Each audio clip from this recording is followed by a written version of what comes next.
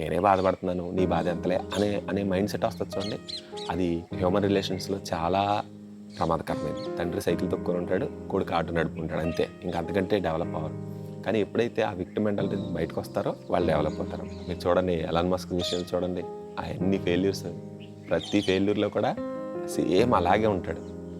విజయం వచ్చినప్పుడు కేకలేసి ఎగిరేయటం ఏమీ కనపడదు. అలాగని చెప్పి ఫెయిల్యూర్ వచ్చినప్పుడు కూడా సేమ్ అలాగే ఉంటాడు. అంత స్ట్రాంగ్ మెంటాలిటీతో ఉంటాడు కాబట్టి ఈరోజు వరల్డ్స్ రిచెస్ట్ పర్సన్ అయ్యాడు. మైండ్ గేమ్ అండి. మైండ్ గేమ్ని మనం ఎప్పుడు విన్ అవ్వాలి. హాయ్, మీకు ఎలా అనిపించిందా? మీ కంట్రోల్లో లేకుండా మీ జీవితం ఆటోమేటిక్గా గడిచిపోతున్నట్టు, చుట్టుపక్కల ఉన్న పరిస్థితులన్నీ కూడా మీకు వ్యతిరేకంగా ఉన్నట్టు, ఎవరు మీకు హెల్ప్ చేయలేనట్టు ఇలా మీకు అనిపించిందంటే కనుక మీరు తెలుసుకోవాల్సిన ఒక విషయం ఉంది. ఏంటంటే మనం విక్టిమ్ మెంటాలిటీ అనే మైండ్ సెట్ బారిన పడ్డాం. ఇది చాలా ఇంపార్టెంట్ అయిన విషయం అండి. ఎస్పెషల్లీ యంగ్స్టర్స్ ఖచ్చితంగా దీని గురించి తెలుసుకోవాలి. సపోజ్ మనం అక్కడికి వెళ్ళినప్పుడు కొంచెం లేట్ అయింది అనుకోండి, ఎందుకు లేట్ అయిందని ఎవరైనా అడిగారు అనుకోండి, మనం ఏం చెప్తామంటే, ఇదిగోలా నేను బయలుదేరిన తర్వాత నాకు ఇది అడ్డొచ్చింది, లేకపోతే ఇది జరిగింది, అది జరిగింది. మనం ఏం చెప్తామంటే ఎక్స్క్యూజెస్ చెప్తాం. ఆ ఎక్స్క్యూజెస్ చెప్పటమైనా మనం మన లైఫ్లో ఒక సిరీస్ ఆఫ్ ఫెయిల్యూర్స్, లేకపోతే ఏదైనా మన లైఫ్లో మనం సాటిస్ఫైడ్గా కాకుండా ఉన్న విషయాలు, అనగా అన్సాటిస్ఫైడ్గా ఉన్న విషయాలకి బ్లేమింగ్ ఇతరులను చేస్తాం అనమాట. సపోజ్ ఆ రోజు అలాగ అలా చేసి ఉంటే కనుక నేను ఇప్పుడు బాగుండేవాడిని, ఇదిగో అప్పుడు అలా చేశారు, అందుకే నేను ఇప్పుడు ఇలా ఉన్నాను. అనగా మన జీవితంలో జరిగిన రకరకాల ఫెయిల్యూర్స్కి ఇతరులని బాధ్యులను చేయటం అనేది ఏదో ఉందో దాన్ని విక్టిమ్ మెంటాలిటీ అంటారన్నమాట. ఇతరులు వల్ల మనం ఇలా ఉండిపోయాం, మన పరిస్థితుల వల్ల ఎలా ఉండిపోయాం. ఈ మైండ్ సెట్ ఏదో ఉందో అది చాలా ప్రమాదకరమైన మైండ్ సెట్. మన లైఫ్లో ఏమీ సాధించనివ్వకుండా, ముందుకెళ్ళనివ్వకుండా ఆపేస్తుంది అనమాట ఈ మైండ్ సెట్. మీకు ఇంకో ఎగ్జాంపుల్ చెప్తాను. మీరు పగలు రాత్రి కష్టపడి చదువుకుని ఫస్ట్ ర్యాంక్ సాధించి ఇంటర్వ్యూలకు అటెండ్ అయ్యి, హండ్రెడ్స్ ఆఫ్ ఇంటర్వ్యూస్ అటెండ్ అయ్యి, ఒక బెస్ట్ కంపెనీలో ఒక మంచి ప్యాకేజ్తో జాబ్ కొట్టారు. అప్పుడు మీరు ఈ జాబ్ నేను కొట్టడానికి నాది ఏమీ కారణం లేదు, నాకు ఏమి క్రెడిట్ లేదు, ఆ క్రెడిట్ అంతా మా అన్నయ్యకి వెళ్తుంది, మా అక్కకి వెళ్తుంది, మా నాన్నకి వెళ్తుంది, మా అమ్మకి వెళ్తుంది అని మనం చెప్తామా? అలాగా సక్సెస్ అయినప్పుడు వచ్చిన క్రెడిట్ అంతా మనం తీసేసుకుంటాం. కానీ ఎప్పుడైతే ఫెయిల్ అవుతామో అప్పుడు వచ్చే క్రిటిసిజంని లేదా బ్లేమ్ని మనం తీసుకోకుండా పక్కళ్ళ మీద పెట్టేస్తాం. ఈ మైండ్ సెట్ చాలా కంజెస్టెడ్ మైండ్ సెట్. దీనివల్ల మనం ఎవరినైతే బ్లేమ్ చేస్తున్నామో వాళ్ళకైతే నష్టమేం లేదు, చుట్టుపక్కల పరిస్థితులకి ఏమీ నష్టం లేదు. కానీ అది మనల్ని డ్యామేజ్ చేస్తుంది, మనల్ని తినేస్తుంది.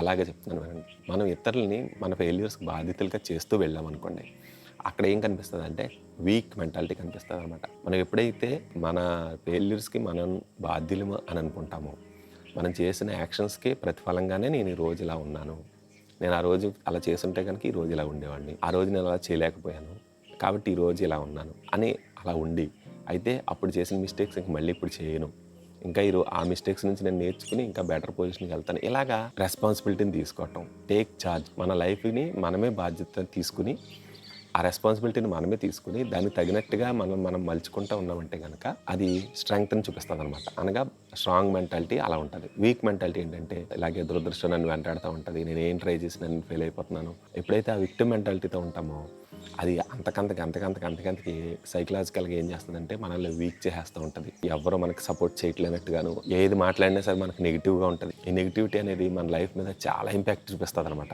ఈ విక్టిమ్ మెంటాలిటీ గురించి చెప్పాలంటే చాలా విషయాలు ఉన్నాయి. నేనేమి ఎక్స్పర్ట్ని కాదు, అలాగే సైకాలజిస్ట్ని కాదు, కానీ జస్ట్ నేను విన్నది, నేను నేర్చుకున్నది జస్ట్ మీకు షేర్ చేస్తున్నాను. ఈ విక్టిమ్ మెంటాలిటీలో ఉన్న కొన్ని లక్షణాల గురించి నేను చదివాను. సిమ్టమ్స్ అనమాట. బ్లేమింగ్ అదర్స్, ఇతరులని మనం బ్లేమ్ చేయడం దేనికైనా సరే. నేను ఎలా ఉన్నానంటే ఇతరుల కారణం, అదే ఆల్రెడీ మాట్లాడుకున్నాను. అవాయిడ్ రెస్పాన్సిబిలిటీ, బాధ్యతల్ని మనం సక్సెస్ని ఎలా తీసుకుంటామో అలాగే ఫెయిల్యూర్ని కూడా తీసుకోవాలి. ఆ రెస్పాన్సిబిలిటీ తీసుకోవటం అనేది ఉందో అది వెరీ స్ట్రాంగ్ మెంటాలిటీ అనమాట. మన మెంటాలిటీకి పాజిటివిటీ, నెగిటివిటీ రెండింటికి డిఫరెన్స్ ఉండకూడదు.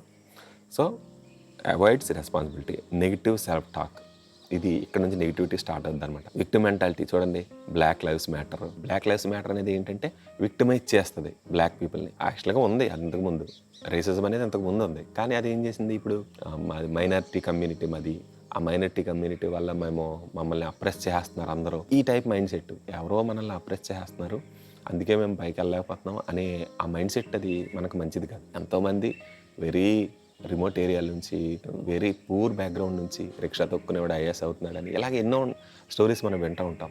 వాళ్ళందరూ ఏంటంటే ఆ విక్టిమ్ మెంటాలిటీ నుంచి కంప్లీట్గా జంప్ చేసేసిన వాళ్ళు అనమాట. కానీ ఆ విక్టిమ్ మెంటాలిటీ అలాగే తండ్రి సైకిల్ తొక్కుని ఉంటాడు, కొడుకు ఆటో నడుపుకుంటాడు, అంతే. ఇంకా అంతకంటే డెవలప్ అవ్వరు.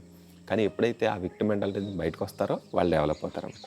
తర్వాత సెన్స్ ఆఫ్ పవర్లెస్నెస్. ఈ విక్టిమ్ మెంటాలిటీ వల్ల సెల్ఫ్ ఎస్టీమ్ పోతుంది కంప్లీట్గా. నేను బలహీనుణ్ణి అనే అనే ఒక రకమైన ఫీలింగ్ వస్తుంది. నా పరిస్థితులు నేను కంట్రోల్ చేసుకోలేను, ఇతరులే నన్ను ప్రభావితం చేస్తారు. ఆ ఆలోచన విధానం ఏదో ఉందో అది చాలా ప్రమాదం. మన లైఫ్కి మనమే ఇన్ఛార్జ్, మన లైఫ్ని మనమే లీడ్ చేసుకోవాలి. ల్యాక్ ఆఫ్ ఎంపతి, ఇది కూడా చాలా ఇంపార్టెంట్. ఇది డేంజర్, ఇతరులకు డేంజర్. ల్యాక్ ఆఫ్ ఎంపతి చూడండి, ఎప్పుడైతే నేనే బాధితుడిని అని ఎప్పుడు అనుకుంటామో ఇతరుల యొక్క బాధని మనం అర్థం చేసుకోలేం. ఇతరుల మీద సానుభూతి అనేది పోతుంది. నేనే బాధపడుతున్నాను, నీ బాధ ఎంతలే అనే మైండ్ సెట్ వస్తుంది చూడండి. అది హ్యూమన్ రిలేషన్స్లో చాలా ప్రమాదకరమైనది. ఆ తర్వాత నీడ్ ఫర్ రికగ్నిషన్. ఎప్పుడు కూడా రికగ్నిషన్ కోసం, సెల్ఫ్ ఐడెంటిటీ కోసం తాపత్రయపడుతూ ఉంటాం. ఇది ఇంకా ప్రమాదకరమైనది. మన దగ్గర ఏమీ లేకుండా మనం ఐడెంటిటీ కోసం అలా తాపత్రయపడుతుంటే ఏంటి ఉపయోగం? మనం ఏదైనా సాధించిన తర్వాత ఆటోమేటిక్గా ఐడెంటిటీ మనకు వస్తుంది. ఆ తర్వాత ఫ్రస్ట్రేషన్ అండ్ యాంగర్. దీనికి ప్రతిఫలంగా దొరికిన వాళ్ళందరినీ తిట్టడం, ఫ్రస్ట్రేట్ అయిపోవటం, అందరి మీద క్యాకులేయటం, ఇదంతా జరుగుతూ ఉంటుంది అన్నమాట. విక్టిమ్ మెంటాలిటీ అర్థమవుతుంది కదండి. నేనేదో ఎక్స్పర్ట్ని కాదు, నేను కంప్లీట్గా ఏం ఎక్స్ప్లెయిన్ చేయలేదు. జస్ట్ మీకు చెప్పేది ఏంటంటే ఈ విక్టిమ్ మెంటాలిటీ అనేది ఏదో ఉందో అది అందరిలోనూ, ఎస్పెషల్లీ యంగ్స్టర్స్లో ఉంటుంది. ఈ వీక్ పీపుల్ వాళ్ళు రెస్పాన్సిబిలిటీ తీసుకోలేక, వాళ్ళ జీవితాన్ని కమాండ్ చేయలేక ఏం చేస్తారంటే వదిలిపెట్టేసి నేను వదిలేశాను, నాకేం సంబంధం లేదు అనేసి వాళ్ళు ఏం చేస్తారంటే ఇతరులను బ్లేమ్ చేయడం మొదలు పెడతారు. మన వెస్ట్రన్ కల్చర్లో చూస్తూ ఉంటాం కదా, ఎల్జిబిటీ కమ్యూనిటీ అని, లేకపోతే రకరకాల ఏళ్ళు ఉంటారు. వాళ్ళు ఏం చేస్తూ ఉంటారంటే ఆ వీక్ మెంటాలిటీతో ఉంటారనమాట. మేము సప్రెస్ అవుతున్నాం, మేము అప్రెస్ అవుతున్నాం, ఇతరులు మమ్మల్ని తొక్కేస్తున్నారు, మమ్మల్ని ఎవరు పట్టించుకోవట్లేదు. నేను చెప్పిన లక్షణాల్లో ఏదైనా ఒక్కటైనా సరే మీలో కనిపిస్తుంది, మీరు చెక్ చేసుకోండి. ఉందంటే కనుక అర్జెంటుగా దాని నుంచి విడుదల పొందడానికి విక్టరీని ఎలా రిసీవ్ చేసుకుంటామో ఫెయిల్యూర్ని కూడా అలా రిసీవ్ చేసుకోవాలి. మీరు చూడండి, ఎలాన్ మస్క్ విషయంలో చూడండి, ఆ ఎన్ని ఫెయిల్యూర్స్, ప్రతి ఫెయిల్యూర్లో కూడా సేమ్ అలాగే ఉంటాడు.